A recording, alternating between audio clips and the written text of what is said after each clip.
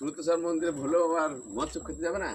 হ্যাঁ যাবো তো, শাড়ি টাড়ি পরি, সবাই যাক তখন যাবো। বেশ এখন আবার ছুটি থাকতো। ফুটি হ্যাঁ ফুটিলি কি করবো?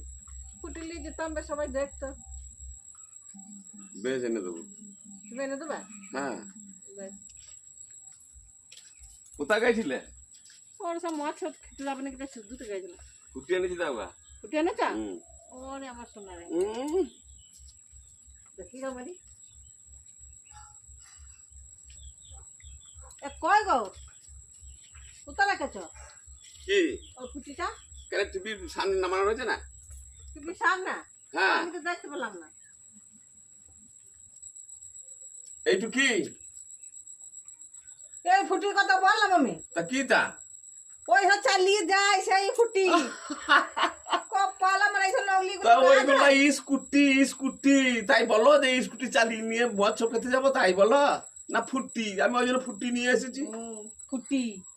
হায় আমার কপাল রে।